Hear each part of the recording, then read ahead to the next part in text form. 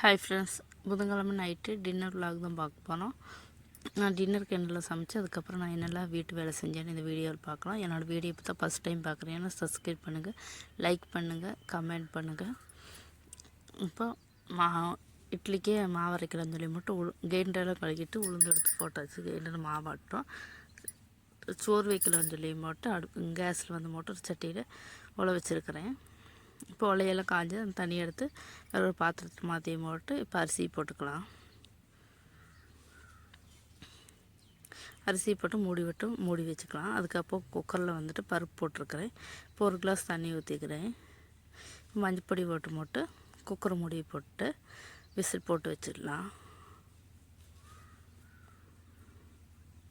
இப்போ விசில் போட்டாச்சு. இப்போ சோறெல்லாம் கொதிச்சிருச்சு. அது ஒரு கலக்கி போட்டு மூடி வச்சு ஸ்லிம்மில் வச்சு வேக வச்சுக்கலாம். இப்போ இந்த குக்கரில் விசில் வர்றதுக்குள்ளே நம்ம காய்கறியெல்லாம் எடுத்து அதையெல்லாம் கட் பண்ணி ஒரு பாத்திரத்தில் போட்டுக்கலாம். நான் இன்றைக்கி வந்துட்டு உருளைக்கிழங்கு, கத்திரிக்காய், முருங்கைக்காய், பெரிய வெங்காயம் மட்டும் எடுத்துருக்கிறேன். இப்போ குக்கரில் பருப்பெல்லாம் வெந்துருச்சு. இப்போ ஒரு பாத்திரத்துக்கு மாற்றிக்கலாம். பாத்திரத்தில் வந்து பருப்பு வெந்துட்டுருக்குது. அதில் தக்காளி சேர்த்துக்கலாம். தக்காளி சேர்த்து நல்லா வேகட்டும்.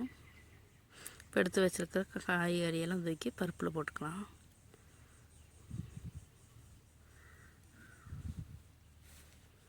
உப்பு சேர்த்துக்கலாம், சாம்பாருக்கு தேவையான உப்பு. மூடி வச்சுக்கலாம். இப்போ அதை எடுத்து மாற்றி வச்சு போட்டு நம்ம சாம்பாருக்கு தேங்காயெல்லாம் வணக்கிக்கலாம். ஆயில் ஊற்றி போட்டு சின்ன வெங்காயம், பூண்டு, அதுக்கப்புறம் பெருங்காயம், அதுக்கப்புறம் தேங்காயெல்லாம் போட்டு நல்லா வணக்கிக்கலாம். இப்போ கலர் மாதிரி வந்தோடனே தேங்காயோடது இப்போ மல்லிப்பொடி 3 டீஸ்பூன் போட்டுக்கிறேன். மஞ்சள் பொடி 1/4 டீஸ்பூன் போட்டுக்கிறேன்.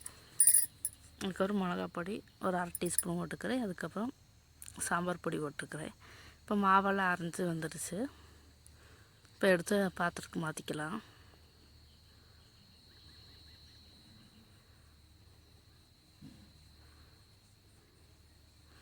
பாத்திரத்தில் எடுத்து வச்சாச்சு. கிரைண்டர் ஆஃப் ஆக்கியும் போட்டு நம்ம கை வச்சு நல்லா எல்லா உளுந்து அரிசியெல்லாம் நல்லா கலக்கி விட்டுக்கலாம். இது மாதிரி ஃபுல்லாக கலக்கி விட்டுக்கலாம். இப்போ ஓரத்தில் இருக்கிற மாவையெல்லாம் தூக்கி இதே மாதிரி வலித்து வச்சுக்கலாம். இப்போ அதெல்லாம் வலித்து ஒரு பக்கம் எடுத்து வச்சாச்சு. அதுக்கப்புறம் சோறு வந்துடுச்சுன்னு சொல்லி சோறு வடிச்சிட்ருக்கிறேன். இப்போ சாம்பாரெல்லாம் நல்லா காயெல்லாம் வெந்து வந்ததுக்கப்புறம் புளி எடுத்து வச்சுருக்கிறேன். அதை ஊற்றியாச்சு.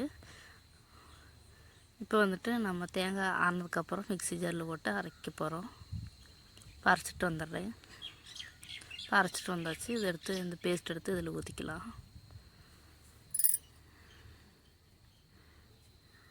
இப்போ ஊற்றியாச்சு. இப்போ லைட்டாக தண்ணி போட்டு ஊற்றிக்கலாம்.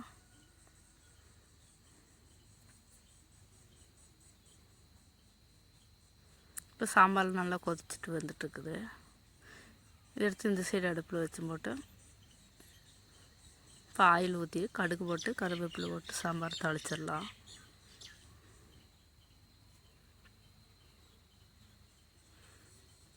இப்போ எடுத்து சாம்பாரில் இந்த தாளிப்பு கொட்டிக்கலாம்.